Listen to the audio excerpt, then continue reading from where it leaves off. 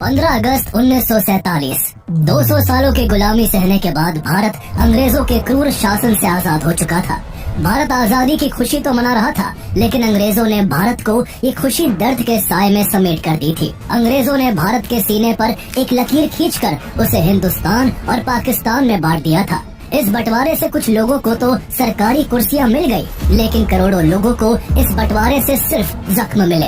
ना चाहते हुए भी लोगों को अपना घर, अपनी जमीन, अपना काम, अपना शहर और अपना देश छोड़कर रातों रात भागकर एक तरफ से दूसरी तरफ जाना पड़ा। जो लोग अपनी धरती को छोड़कर जाने के लिए तैयार नहीं हुए, उनका कत्ल किया जाने लगा। चप्पा चप्पा कम्युनल वायलेंस की चपेट में था। इस हिंसा के चलते पाकिस्तानी जमीन से ज्यादातर हिंदू और सिख अपनी जान और इज्जत बचाकर भारत की तरफ भाग आए। वहीं भारत से भी लाखों मुस्लिम पाकिस्तानी सरहदों की तरफ भाग निकले। पुरखों द्वारा अखंड भारत के लिए लड़ी गई लड़ाई के बाद मिली ये आजादी नासूर बनकर रह गई थी। नफरत और हिंसा का ये आलम था कि जब अपना सब कुछ छोड़कर लोग इधर से उधर जाती ट्रेनों में सवार होते थे, तो मंजिल तक वो नहीं बल्कि उनकी लाशें पहुंचती थी। ये आजादी जिसके लिए हजारों क्रांतिकारी हंसते हंसते फांसी के फंदे से झूल गए थे, उस आजादी के बाद हुए इस पार्टीशन ने लगभग 10 लाख लोगों से उनकी जिंदगी और करीब 1.5 करोड़ लोगों से उनका घर छीन लिया था। लेकिन सोचने वाली बात ये है कि आखिर ये पार्टीशन हुआ ही क्यों? हमेशा अंग्रेजों के अत्याचार के खिलाफ मिलकर खड़े होने वाले हिंदू और मुस्लिम आखिर एक दूसरे के खून के प्यासे कैसे बन गए? अनेकता में एकता की मिसाल वाले देश में आखिर ऐसा क्या हुआ कि बड़े से बड़ा नेता भी देश को 2 टुकड़ों में बंटने से रोक नहीं पाया? ब्रिटिश इंडिया के समय भारत में कई प्रिंसली स्टेट्स थी, जहां राजाओं की सत्ता थी और वहां ब्रिटिशर्स इनडायरेक्टली रूल करते थे, जबकि बाकी के इंडिया पर उनका डायरेक्ट रूल था। अंग्रेजों की नीतियों और उनके अत्याचार के खिलाफ 1857 में ही एक बड़े आंदोलन की शुरुआत हो चुकी थी। इस साल हिंदुओं और मुस्लिमों ने एक साथ मिलकर अंग्रेजों के खिलाफ विद्रोह किया था। उस दौरान ईस्ट इंडिया कंपनी ने एनफील्ड P53 राइफल इंट्रोड्यूस की थी, जिसे लोड करने के लिए सोल्जर्स को ग्रीस कार्ट्रिजेस के एंड को दांतों से काटना पड़ता था। कार्ट्रिजेस में गाय और सुअर की चर्बी होने की बात फैल जाने से दोनों धर्मों के सिपाहियों ने मिलकर देश में विद्रोह की ऐसी ज्वाला भड़काई कि अंग्रेजों की भारत में सत्ता खोते खोते बच पाई थी। 1857 की क्रांति के मात्र 2 साल बाद ही बंगाल में भी इंडिगो रिवॉल्ट तेज हो गया था। इस तरह साल और फिर दशक बदलते गए और धीरे धीरे पूरे देश में अंग्रेजों के खिलाफ एक माहौल बनने लगा। जो भी आंदोलन होते थे, उनमें हिंदू और मुस्लिम समेत हर कम्युनिटी के लोग एक ही सुर में ब्रिटिश गवर्नमेंट का विरोध करते। ये वो समय था जब लोगों में रिलीजन से ज्यादा नेशनलिज्म की भावना थी। सबसे ज्यादा विद्रोह का सामना अंग्रेजों को बंगाल में देखने को मिलता था। बड़े बड़े इंटेलेक्चुअल्स, रेवोल्यूशनरीज और लीडर्स बंगाल की धरती से ही खड़े होकर ब्रिटिशर्स की नाक में दम कर रहे थे। उस समय बंगाल ब्रिटिश इंडिया का सबसे बड़ा प्रोविंस था, जिसमें आज के वेस्ट बंगाल, असम, बिहार, झारखंड, ओडिशा और बांग्लादेश समेत और भी कई क्षेत्र शामिल थे। पूरे बंगाल में हिंदू पॉपुलेशन मेजोरिटी में थी, लेकिन बंगाल के ईस्टर्न साइड में मुस्लिम पॉपुलेशन ज्यादा थी। अब तक अंग्रेजों को इतना तो समझ आ चुका था कि अगर हिंदुओं और मुस्लिमों की यूनिटी को नहीं तोड़ा गया, तो उनके लिए इंडिया को कंट्रोल में रख पाना मुश्किल हो जाएगा। इसलिए साल 1903 में अंग्रेजों ने डिवाइड एंड रूल की पॉलिसी अपनाते हुए बंगाल में हिंदूज और मुस्लिम्स के बीच दरार पैदा करने के लिए बंगाल को डिवाइड करने का प्लान बनाया। उनका मकसद लोगों को धर्म के आधार पर बांटने का था, ताकि वो आपस में ही उलझ कर रह जाए और ब्रिटिश गवर्नमेंट के लिए यूनाइट होकर परेशानी ना खड़ी कर पाए। इसके लिए अंग्रेजों ने बंगाल में ये बात फैलानी शुरू कर दी कि बंगाल काफी बड़ा है और इतने बड़े क्षेत्र को एक साथ सही से चला पाना काफी मुश्किल है। इस तरह जहां वो हर जगह बंगाल के बंटवारे के पीछे एडमिनिस्ट्रेटिव रीजन दे रहे थे, तो वही ईस्टर्न साइड जहां मुस्लिम कम्युनिटी मेजोरिटी में थी, अंग्रेजों द्वारा उन्हें ये बोला जा रहा था कि बंगाल के इतने बड़े होने की वजह से इस साइड गवर्नमेंट की पॉलिसीज का बेनिफिट नहीं पहुंच पाता है। लेकिन डिवीजन के बाद इस क्षेत्र पर खास ध्यान दिया जाएगा। इसके बाद 20 जुलाई 1905 को बंगाल डिवीजन का अनाउंसमेंट कर दिया गया, जिसका बंगाल के लोगों ने भारी विरोध किया। तब तक इंडियन नेशनल कांग्रेस भारतीय लोगों की आवाज बन चुकी थी और कांग्रेस के नेताओं ने भी इस डिवीजन के फैसले का पुरजोर विरोध किया। कांग्रेस लीडर्स को पता था कि ये सब अंग्रेज केवल लोगों को धर्म के आधार पर बांटने के लिए कर रहे हैं, लेकिन इतने विरोध के बावजूद 16 अक्टूबर 1905 को बंगाल को 2 हिस्सों में बांट दिया गया। पहला वेस्टर्न साइड बंगाल उड़ीसा और बिहार जैसे क्षेत्रों को मिलाकर बंगाल बना रहा, जबकि दूसरा ईस्टर्न साइड बंगाल और असम को मिलाकर ईस्टर्न बंगाल एंड असम बना दिया गया। इस डिवीजन से ये हुआ कि जो मुस्लिम कम्युनिटी विभाजन से पहले बंगाल में माइनॉरिटी में थी, वो अब ईस्टर्न बंगाल एंड असम में मेजोरिटी में आ चुकी थी। यहाँ कुल आबादी अब 3 करोड़ 10 लाख के आसपास थी, जिसमें 1 करोड़ 80 लाख मुस्लिम कम्युनिटी के लोग थे। वही वेस्टर्न बंगाल की कुल आबादी 5 करोड़ 40 लाख के करीब थी, जिसमें 4 करोड़ 20 लाख हिंदू कम्युनिटी के लोग थे। इस बात से साफ था कि अंग्रेजों ने नेशनलिस्ट मूवमेंट को कमजोर करने के लिए लार्जली मुस्लिम पॉपुलेटेड ईस्टर्न एरियाज को largely Hindu populated western areas से अलग कर दिया था, ताकि उनके बीच का तालमेल बिगड़ जाए। इस बंटवारे का पुरजोर विरोध हुआ। कांग्रेस के नेता सड़कों पर आ गए। विभाजन के दिन को पूरे बंगाल में राष्ट्रीय शोक दिवस के रूप में मनाया गया। विरोध में स्वदेशी मूवमेंट भी शुरू हुआ, जिसमें ब्रिटिश सामानों का बहिष्कार और स्वदेशी सामानों को बढ़ावा दिया गया।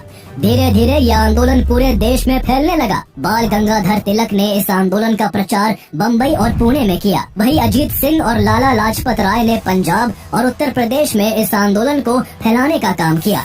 रविंद्रनाथ टैगोर ने इसके खिलाफ अमार सोनार बांग्ला गीत लिखा, जो आंदोलनकारियों के लिए विरोध जताने का जरिया बन गया। 1906 में कलकत्ता में हुए कांग्रेस अधिवेशन की अध्यक्षता दादा भाई नौरोजी ने की, जहां पहली बार अंग्रेजों से सेल्फ गवर्नेंस की मांग रखी गई। इस तरह भारत में एक बार फिर नेशन वाइड मूवमेंट की शुरुआत हो गई। लेकिन इस दौरान वो भी हो रहा था जो ब्रिटिशर्स चाहते थे। अब ईस्टर्न बंगाल एंड असम में मुस्लिम पॉपुलेशन मेजोरिटी में थी, इसलिए कई मुस्लिम एक्टिविस्ट ने इस विभाजन को एक अपॉर्चुनिटी के रूप में देखा।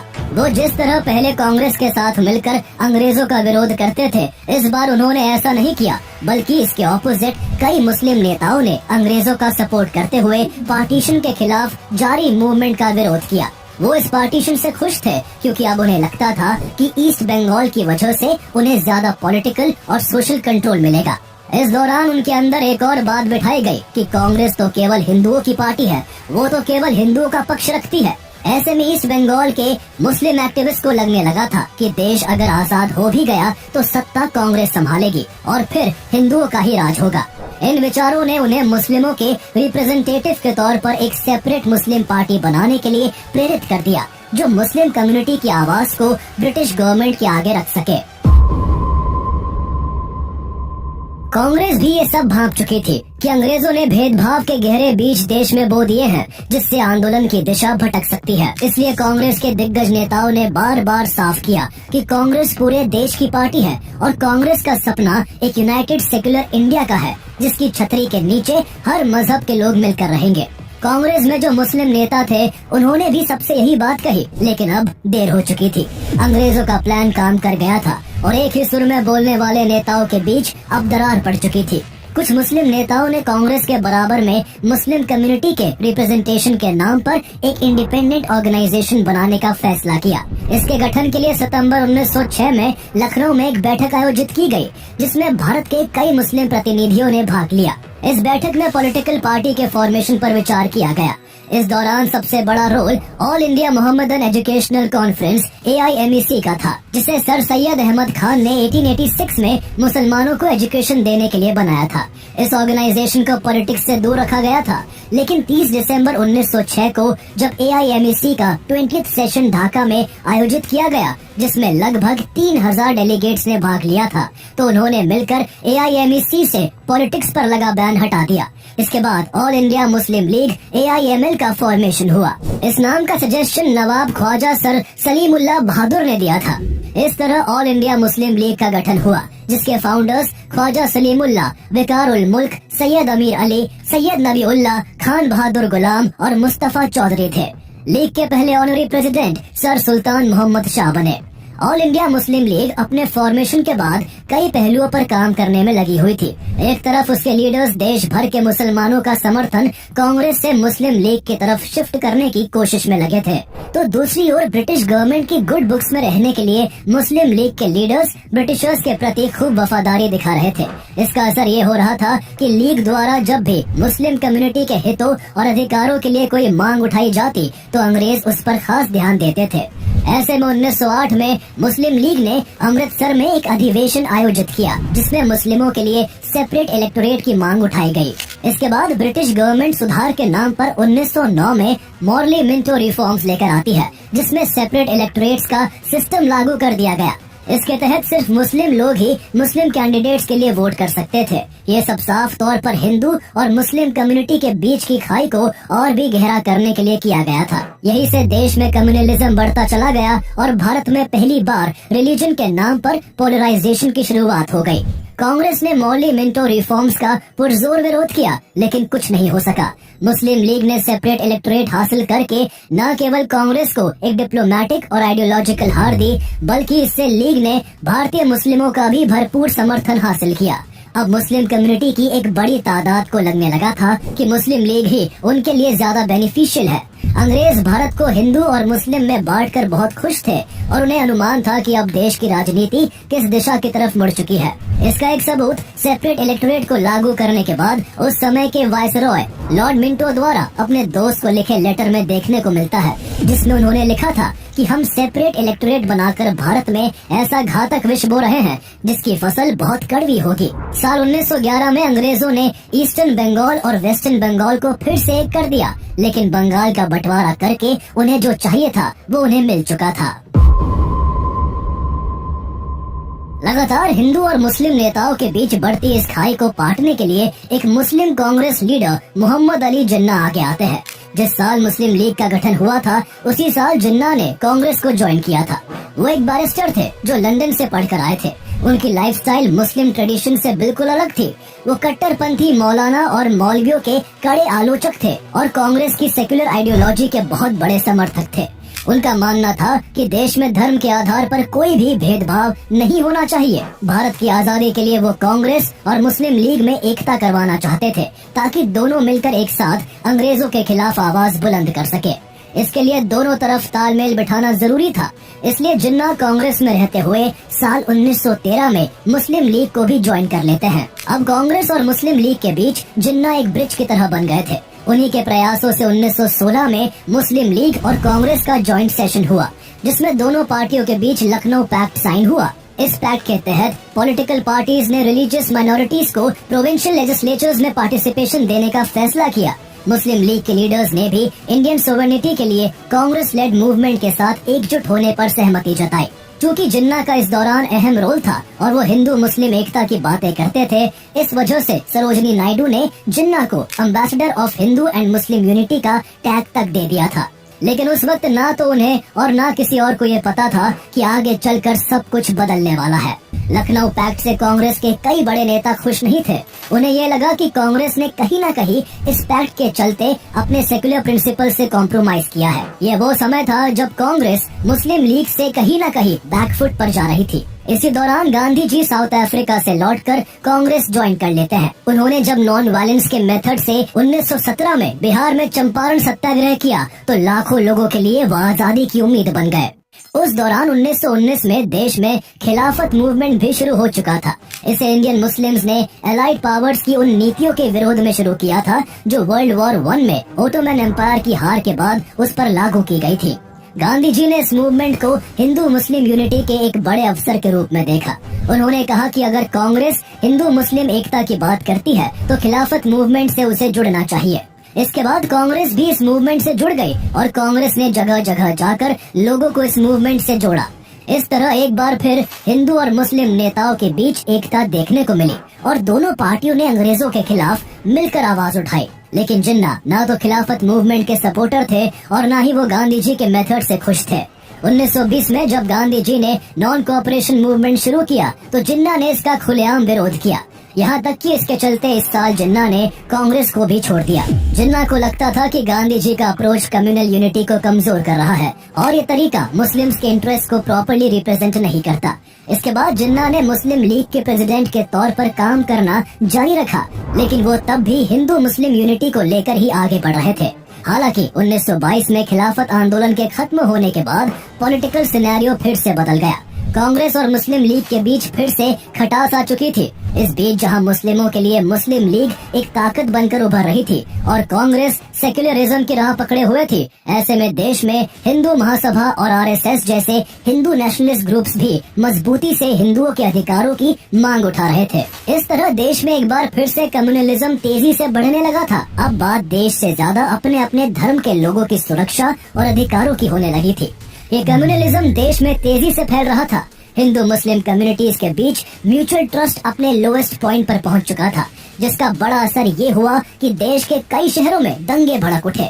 माहौल ऐसा बन चुका था कि सिर्फ आम लोगों का ही स्टैंड रिलीजन के बेसिस पर शिफ्ट नहीं हुआ था, बल्कि अब कांग्रेस के बड़े बड़े नेता भी कम्युनलिज्म की राह पकड़ चुके थे। 1921 में जहां कांग्रेस पार्टी में 11% मुस्लिम डेलीगेट्स थे, वो 1923 तक घटकर 4% से भी कम रह गए। इस तरह कांग्रेस के बहुत से मुस्लिम नेताओं ने मुस्लिम लीग ज्वाइन कर ली, जो कांग्रेस के हर फैसले में टांग अड़ाने लगे। साल 1928 में जब ब्रिटिशर्स ने साइमन कमीशन को बिना इंडियन लीडर्स से डिस्कस किए थोप दिया था, तब इसके जवाब में कांग्रेस के दिग्गज नेता मोतीलाल नेहरू ने नेहरू रिपोर्ट जारी की, जिसमें dominion status, federation of British India and Indian states और जॉइंट इलेक्टोरेट्स जैसे कई इंपॉर्टेंट पॉइंट्स थे। लेकिन इस रिपोर्ट से मुस्लिम लीग आग बबूला हो गई और इस प्रपोजल का जमकर विरोध किया। उन्हें सबसे ज्यादा परेशानी जॉइंट इलेक्टोरेट सिस्टम के सुझाव से थी। उन्हें डर था कि इस तरह मुस्लिम मेजॉरिटी प्रोविंसेस में उनकी पॉलिटिकल पावर कमजोर हो सकती है। इस बार मोहम्मद अली जिन्ना भी कांग्रेस के इस फैसले के विरोध में खुलकर खड़े थे। इसको लेकर मार्च 1929 में मुस्लिम लीग का दिल्ली में सेशन हुआ, जिसमें मोहम्मद अली जिन्ना ने मुस्लिम व्यू पॉइंट्स को लेकर 14 पॉइंट्स तैयार किए। इनमें कई डिमांड्स थी, जैसे कि सभी लेजिस्लेचर्स और इलेक्टेड बॉडीज में मुस्लिम्स की एडिक्वेट रिप्रेजेंटेशन हो, किसी भी मुस्लिम मेजॉरिटी प्रोविंस को माइनॉरिटी में ना बदला जाए और गवर्नमेंट सर्विसेज और सेल्फ गवर्निंग बॉडीज में मुस्लिम्स की उचित भागीदारी हो।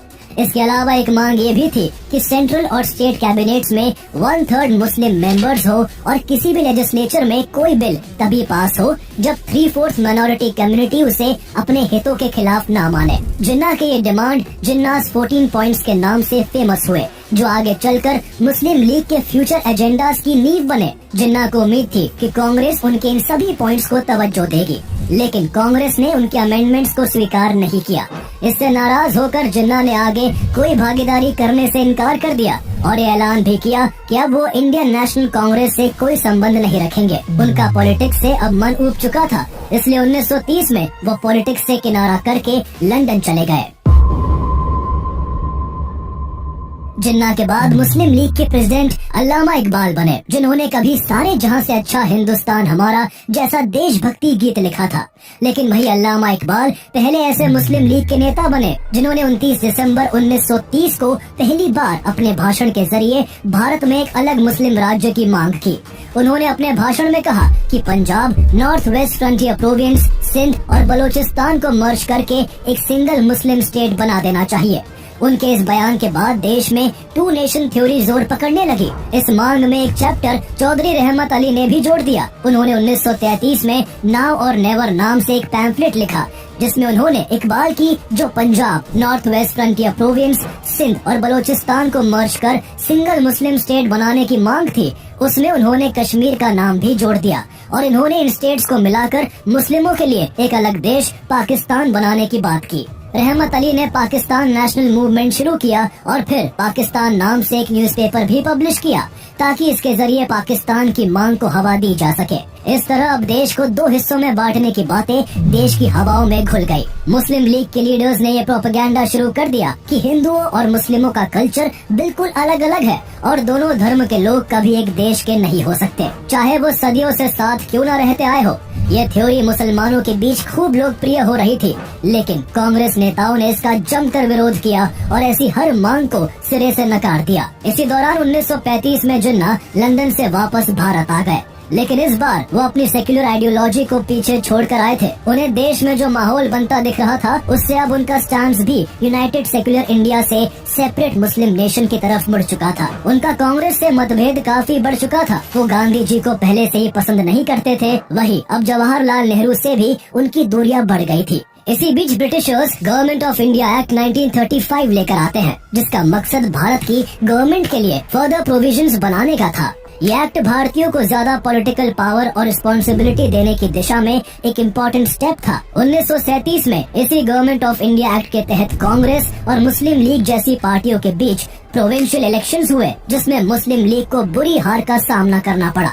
उनकी किसी भी प्रोविंस में गवर्नमेंट नहीं बन पाई, यहाँ तक कि पंजाब और बंगाल जैसी मुस्लिम मेजॉरिटी प्रोविंसेस में भी उन्हें हार का सामना करना पड़ा। वहीं कांग्रेस ने इस इलेक्शन में अच्छा परफॉर्मेंस किया और कई प्रोविंसेस में गवर्नमेंट बनाई। इस चुनाव परिणाम से हताश होकर 28 मई 1937 को अल्लामा इकबाल ने जिन्ना को एक लेटर लिखा। इस लेटर में उन्होंने कहा कि बिना स्वतंत्र मुस्लिम राज्य के इस देश में इस्लामी शरीयत का पालन और उनका विकास संभव नहीं है। अगर ऐसा नहीं हुआ तो इस देश में सिविल वॉर की स्थिति बन सकती है, जो पिछले कुछ सालों से हिंदू मुस्लिम दंगों के रूप में देखने को मिल ही रही है। आगे उन्होंने लिखा कि एक अलग देश की मांग को जोर से उठाने का यही सही समय है। इकबाल ने 21 जून 1937 को फिर से एक लेटर जिन्ना को लिखा। उन्होंने बताया कि इंग्लैंड से वापस रवाना होने से पहले लॉर्ड लोथियन ने उनसे कहा था कि भारत की एकता में आई दरार का एकमात्र हल अब केवल देश का बंटवारा है। 1937 चुनाव में मुस्लिम लीग की बुरी हार से जिन्ना भी काफी परेशान थे। उनमें अचानक काफी चेंजेस आने लगे थे। कभी हिंदू मुस्लिम एकता की बात करने वाले जिन्ना अब पूरी तरह से इस्लामिक आइडियोलॉजी के रंग में रंग चुके थे। इसके बाद मोहम्मद अली जिन्ना के नेतृत्व में मुस्लिम लीग ने पाकिस्तान के निर्माण के लिए टू नेशन थ्योरी को अग्रेसिवली प्रमोट करना शुरू किया। एक बड़ा कैंपेन चलाया गया जिसमें पाकिस्तान के आइडिया को मुस्लिम्स के बीच वाइडली प्रमोट किया गया, खासकर उन एरियाज में जहां मुस्लिम्स की पॉपुलेशन ज्यादा थी। मुस्लिम्स को बार बार ये बोला गया कि कांग्रेस एक हिंदू पार्टी है और वो केवल हिंदूज के इंटरेस्ट को रिप्रेजेंट करती है। 1940 में लाहौर अधिवेशन में जिन्ना ने एक अलग राष्ट्र के रूप में पाकिस्तान के निर्माण को लेकर एक भाषण दिया, जिसमें उन्होंने कहा कि भारत में हिंदू आबादी ज्यादा है और डेमोक्रेसी में सरकारें वोट से ही बनती हैं। ऐसे में यहाँ सत्ता हमेशा हिंदुओं के पास ही रहेगी और भारत में मुस्लिमों के साथ हमेशा डिस्क्रिमिनेशन होगा। इसलिए सब मुस्लिम एक हो जाओ और एक अलग देश की फॉर्मेशन के लिए जी जान लगा दो। इसी बीच सेकेंड वर्ल्ड वॉर भी तेजी पकड़ चुका था। युद्ध में अंग्रेजों को सैनिकों की जरूरत थी और वो इस वॉर में इंडियंस का सपोर्ट चाहते थे। 22 मार्च 1942 को सर स्टैफोर्ड क्रिप्स ने कांग्रेस के साथ नेगोशिएशन शुरू किए ताकि ब्रिटेन को वर्ल्ड वॉर 2 में इंडियन सपोर्ट मिल सके, पर कांग्रेस में गरम दल के नेता और कई बुद्धिजीवी इसके लिए राजी नहीं हुए। लेकिन गांधी जी ने इसे एक अपॉर्चुनिटी की तरह देखा। उन्होंने वॉर में ब्रिटिशर्स की मदद के लिए इंडियन सोल्जर्स की भर्ती का समर्थन किया, लेकिन इस सपोर्ट के बदले उन्होंने भारत की आजादी की मांग कर दी। अंग्रेजों ने काफी कोशिश की कि पूर्ण स्वराज की मांग टल जाए, लेकिन कांग्रेस की फुल इंडिपेंडेंस की मांग जस से तस बनी रही। जब अंग्रेज इसके लिए नहीं माने तो गांधी जी ने डू और डाई का नारा देते हुए अगस्त 1942 में क्विट इंडिया मूवमेंट की शुरुआत कर दी। पूरे देश में आंदोलन हवा की तरह फैल गया।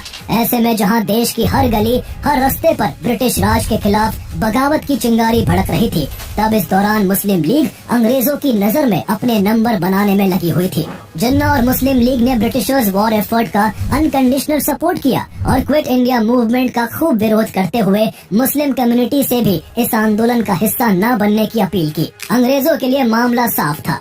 एक तरफ उनकी हाँ में हाँ करने वाली मुस्लिम लीग थी और दूसरी तरफ उनको देश से खदेड़ने के लिए तैयार बैठी कांग्रेस थी। इसलिए जहां ब्रिटिश गवर्नमेंट दबी आवाज में मुस्लिम लीग की पाकिस्तान की डिमांड को सपोर्ट कर रही थी, तो वही सरकार कांग्रेस से चिढ़कर उसके नेताओं को जेल में बंद कर रही थी। कांग्रेस के बड़े बड़े नेताओं के अभाव में मुस्लिम लीग को पाकिस्तान बनाने के प्रोपेगेंडा को फैलाने का अच्छा मौका हाथ लग गया। लीग के नेताओं ने सब मुस्लिमों के बीच अलग देश की मांग के लिए आवाज उठाने की अपील की। खासकर Punjab, north west frontier province, Sindh, Balochistan और बंगाल जैसे मुस्लिम मेजॉरिटी क्षेत्रों में इस बात को जन जन तक पहुंचाया गया। इसके बाद एक बड़ी मुस्लिम आबादी का सपोर्ट मुस्लिम लीग ने हासिल कर लिया था। गांधी जी को अब देश के 2 टुकड़ों में बंटने की काफी संभावनाएं लगने लगी थी। वो इससे चिंतित थे और इसको रुकवाने के लिए जिन्ना को समझाना चाहते थे। वो सितंबर 1944 में 9 तारीख से 27 तारीख के बीच बम्बई में 14 बार जिन्ना से बात करने उनके रेजिडेंस पर गए, लेकिन जिन्ना पाकिस्तान की मांग से जस से तस नहीं हुए। गांधी जी ने एक बार जिन्ना को ये ऑफर भी दिया कि अगर वो देश को बांटने की जिद छोड़ दे तो उन्हें आजाद भारत का प्रधानमंत्री बना दिया जाएगा, लेकिन जिन्ना अपनी डिमांड पर डटे रहे। इसके बाद साल 1945 आता है, जहां देश की उथल पुथल बढ़ती जा रही थी। तो वही इस साल वर्ल्ड वॉर 2 के खत्म होने से दुनिया ने कुछ राहत की सांस ली थी। इस बीच ब्रिटेन में भी सत्ता बदल चुकी थी और क्लेमेंट रिचर्ड एटली प्रधानमंत्री बने थे। इस दौरान एक तरफ ब्रिटेन वर्ल्ड वॉर 2 के चलते वैसे ही कमजोर हो चुका था और उसके लिए अपनी कॉलोनीज को सही से चला पाना मुश्किल हो रहा था।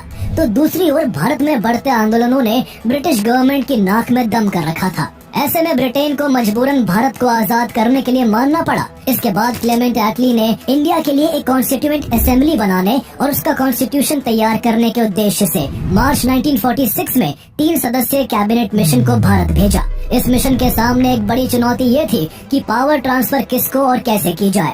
एक तरफ मुस्लिम लीग थी जो मुस्लिमों के लिए पाकिस्तान चाहती थी, दूसरी ओर कांग्रेस थी जो एक यूनाइटेड इंडिया के पक्ष में थी। जनवरी 1946 में जो प्रोविंशियल इलेक्शंस हुए थे उसमें मुस्लिम लीग ने मुस्लिम मेजोरिटी एरियाज में शानदार परफॉर्मेंस कर मुस्लिम सीट्स में 87% की मेजोरिटी हासिल की थी, जिस वजह जिन्ना मुस्लिमों के समर्थन का हवाला देकर पाकिस्तान की डिमांड को मजबूती के साथ कैबिनेट मिशन के आगे रख रहे थे। कोई फैसला तभी हो सकता था जब दोनों पार्टियां एक पॉइंट पर सहमत होती। इसलिए शिमला कॉन्फ्रेंस में मिशन ने दोनों दलों के बीच समझौता कराने की कोशिश की, लेकिन काफी बातचीत के बाद भी कोई सॉल्यूशन नहीं निकला। ऐसे में मिशन ने मई 1946 में अपना खुद का प्रस्ताव पेश किया, जिसे कैबिनेट मिशन प्लान कहा गया।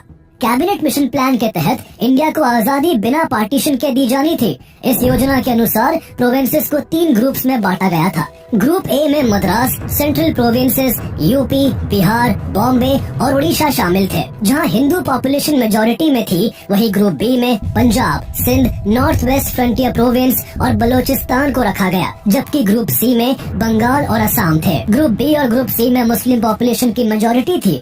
जिन्हें पहले पाकिस्तान की मांग से पीछे हटना मंजूर नहीं था, वो इस प्लान के लिए एक बार में ही राजी हो गए।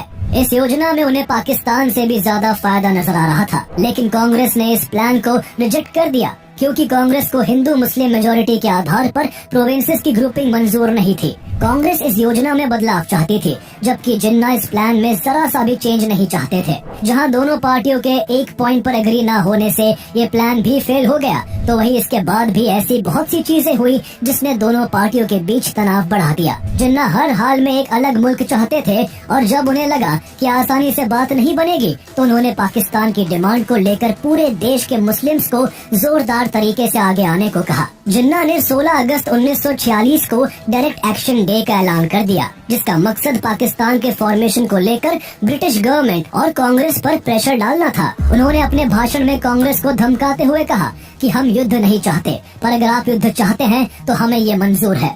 या तो हमारे पास डिवाइडेड इंडिया होगा या फिर एक डिस्ट्रॉयड इंडिया होगा। ये भाषण देश में कैसी स्थिति बना देगा, ये शायद किसी ने सोचा भी नहीं होगा। मुस्लिम लीग के लोग तुरंत एक्टिव हो गए और उन्होंने सभी मुस्लिम्स को सड़कों पर उतरने को कहा। जो कुछ ज्यादा कट्टरपंथी थे, उन्होंने देश में दंगे करवाने शुरू कर दिए।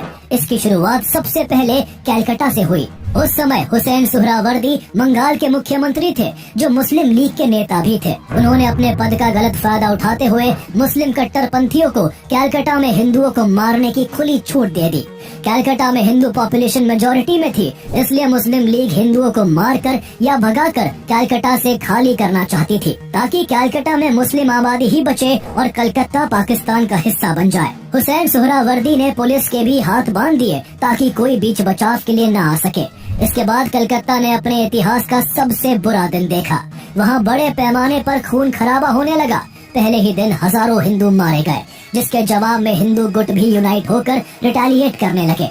इससे खून खराबा दोगुना हो गया। मुस्लिम लीग द्वारा फैलाई गई इस क्रूर और निर्मम घटना को द ग्रेट कैलकाटा किलिंग्स के नाम से भी जाना जाता है। ये वायलेंस बाद में नोआखली, बिहार, पंजाब, उत्तर प्रदेश और नॉर्थ वेस्टर्न फ्रंटियर प्रोविंस जैसे अन्य रीजन्स में भी फैल गया।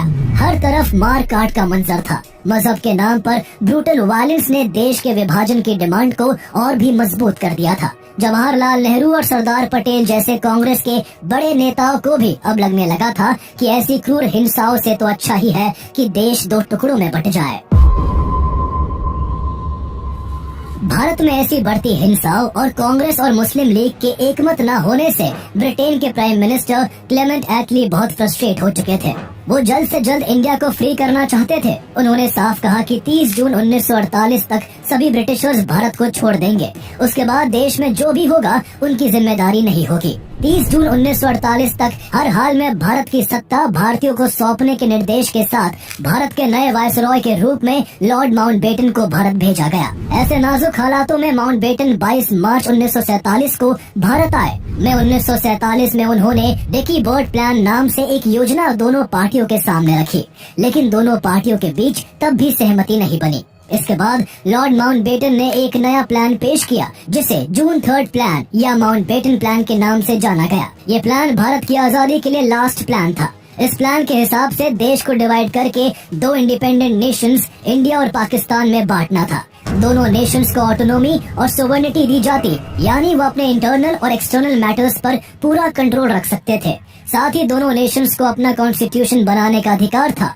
इस प्लान को कांग्रेस और मुस्लिम लीग दोनों ने एक्सेप्ट कर लिया। इस प्लान को इंडियन इंडिपेंडेंस एक्ट 1947 के जरिए इम्प्लीमेंट किया गया, जिसे ब्रिटिश पार्लियामेंट में पास किया गया और 18 जुलाई 1947 को रॉयल एसेंट मिल गया। इसी इंडियन इंडिपेंडेंस एक्ट 1947 के तहत पंजाब और बंगाल का पार्टीशन किया गया, जिसमें ईस्ट पंजाब और वेस्ट बंगाल भारत में रहे, जबकि वेस्ट पंजाब और ईस्ट बंगाल को पाकिस्तान में शामिल कर दिया गया। सिंध और north western frontier province NWFP ने पाकिस्तान में ज्वाइन करने का फैसला किया। इस तरह Sindh, north western frontier province, Balochistan, west Punjab, east Bengal और सिलेट को मिलाकर पाकिस्तान बना। इसके अलावा सभी प्रिंसली स्टेट्स को चॉइस दी गई कि या तो वो इंडिया या पाकिस्तान में से किसी एक को ज्वाइन कर सकते हैं या फिर इंडिपेंडेंट रह सकते हैं। पावर ट्रांसफर की डेट 15 अगस्त 1947 तय की गई थी, जिस दिन भारत और पाकिस्तान दोनों को आजादी मिलनी थी। लेकिन लॉर्ड माउंटबेटन के लिए एक ही दिन 2 अलग अलग जगहों पर जाकर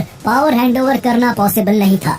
इसलिए 14 अगस्त को पाकिस्तान को इंडिपेंडेंट किया जाता है और अगला दिन 15 अगस्त भारत की आजादी का दिन बनता है। लेकिन सबसे बड़ी बात इस दौरान ये थी कि देश 2 हिस्सों में बंट तो गया, लेकिन किस देश का बॉर्डर कहाँ लगता है, यह आजादी के दिन तक भी अंग्रेजों ने नहीं बताया था। दरअसल जून 1947 में ही बाउंड्रीज को तय करने के लिए सर साइरल रैडक्लिफ की अध्यक्षता में बाउंड्री कमीशन का गठन किया गया था। रैडक्लिफ ना तो इससे पहले भारत आए थे और ना उन्हें भारत के कल्चर और ज्योग्राफी के बारे में कुछ खास नॉलेज थी, लेकिन फिर भी उन्होंने केवल 5 हफ्तों में ब्रिटिश इंडिया के पेपर मैप पर एक लकीर खींचकर देश को 2 टुकड़ों में बांट दिया था। 17 अगस्त 1947 को वो सीमा रेखा घोषित की गई जो इंडिया और पाकिस्तान को अलग करती थी, जिसे रैडक्लिफ लाइन कहा गया। रैडक्लिफ लाइन के तहत भारत को 3 हिस्सों वेस्ट पाकिस्तान, ईस्ट पाकिस्तान और इंडिया में डिवाइड किया गया। उस समय कम्युनिकेशन के जरिए इतने एडवांस नहीं थे कि आसानी से सही बाउंड्रीज के बारे में जनता को बताया जा सके, इसलिए एक बड़े केओस का माहौल बन गया। लाखों घर एक ही झटके में दूसरे देश की सीमा के अंदर हो चुके थे। पाकिस्तान से हिंदू और सिख लोग अपना घर, जमीन, कारोबार सब छोड़कर भारत के लिए निकल पड़े।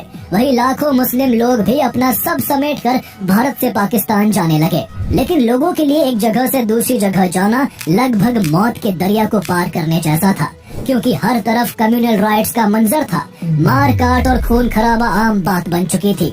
1000 क्या 10,000 क्या लाखों लोग इस पार्टीशन के चलते अपनी जान गंवा बैठे थे। वही बेघर होने वालों की कोई सही गिनती तक नहीं थी। देश को जब आजादी का जश्न मनाना चाहिए था, तब देश लाखों लोगों के खून और करोड़ों लोगों की पीड़ा से करहा रहा था। ये विभाजन का जख्म ऐसा जख्म था जो 7 से ज्यादा दशकों बाद भी आज तक नहीं भर सका। लेकिन आजादी के समय भारत के नेता भी सबसे चुनौती भरे समय से गुजर रहे थे। उन्होंने भारत से पाकिस्तान को अलग होते देख लिया था, लेकिन अब भी 500 से ज्यादा प्रिंसली स्टेट्स थी जिन्हें भारत और पाकिस्तान में से किसी एक को चुनने की स्वतंत्रता दी गई थी।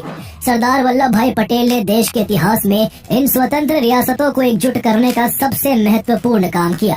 इनमें से कुछ रियासतें भारत का अहम अंग थी, जिनके पाकिस्तान में चले जाने से भारत बिल्कुल ही अधूरा रह जाता। ऐसे में सरदार वल्लभ भाई पटेल ने महीनों तक देश के इन सभी राज्यों का दौरा कर इन्हें भारत में मर्ज करने की कोशिश की। मोस्टली स्टेट्स तो उनकी डिप्लोमेसी और ट्रस्ट की वजह से भारत का हिस्सा बन गए, लेकिन हैदराबाद, जूनागढ़ और जम्मू एंड कश्मीर जैसे राज्यों में पेच काफी फंसा हुआ था। पाकिस्तान इन राज्यों पर गिद्ध की तरह नजरें गड़ाए बैठा था। जम्मू एंड कश्मीर की बागडोर उन दिनों महाराजा हरि सिंह के हाथों में थी। वो पहले इंडिपेंडेंट रहना चाहते थे, लेकिन जब जम्मू एंड कश्मीर को जबरदस्ती हड़पने के लिए पाकिस्तानी आर्मी ने वहाँ अटैक कर दिया तो जम्मू एंड कश्मीर कुछ शर्तों के साथ भारत में शामिल हो गया। उस दौरान जूनागढ़ पाकिस्तान में मिलने को तैयार था, जहां अधिकतर जनसंख्या हिंदुओं की थी जो भारत में ही रहना चाहते थे। ऐसे में सरदार वल्लभ भाई पटेल ने यहां मिलिट्री और पॉलिटिकल प्रेशर बनाकर जूनागढ़ को भी भारत में शामिल कर लिया। हैदराबाद के निजाम ने भी जब अकड़ दिखाई तो यहाँ भी वल्लभ भाई पटेल ने अपनी सूझबूझ का परिचय देते हुए मिलिट्री सपोर्ट से हैदराबाद को भारत में मिला लिया। तब मणिपुर, भोपाल और सिक्किम ने भी इंडिपेंडेंट रहना चुना था, लेकिन बाद में मणिपुर और भोपाल जहां 1949 में भारत के साथ जुड़ गए तो वही सिक्किम का भारत में ऑफिशियली 1975 में मर्जर हुआ और इस तरह आज के भारत की तस्वीर पूरी हुई।